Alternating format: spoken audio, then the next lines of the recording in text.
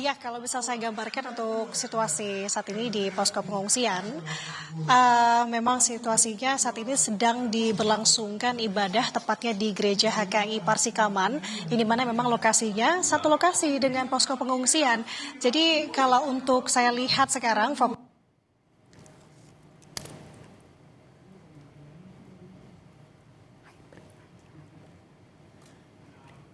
Kodim 0210 di Tapanuli Utara.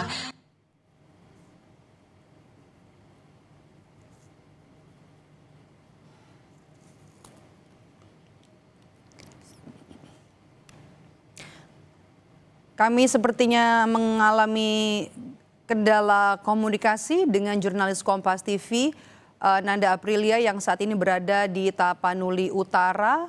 Ada pelayanan trauma healing. Sumatera Barat maupun di Aceh, yang mungkin sampai dengan saat ini masih belum bisa diketemukan. Jadi sore hari ini kami dari Kodim 0210 Tapanuli Utara mengadakan kegiatan ibadah Natal bersama korban bencana alam, tepatnya di Desa Pagaran Lambung 1, Patsingkaman, Kecamatan Adian Koting, Kabupaten Tapanuli Utara, untuk kita bisa memberikan suasana gembira kepada mereka yang merasa kehilangan saudara maupun tempat tinggal mereka. Terutama di sini kita lihat tempat tinggal mereka banyak yang tertimpa longsor.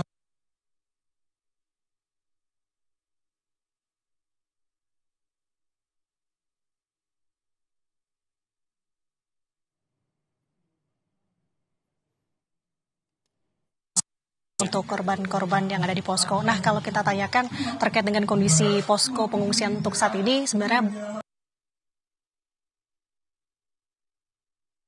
atau seperti apa, Pak?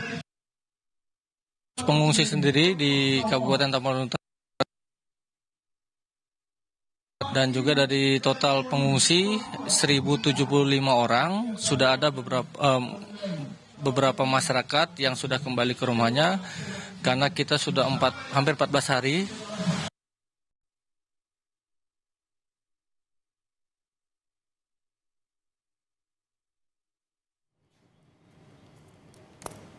tetap siaga karena Oke.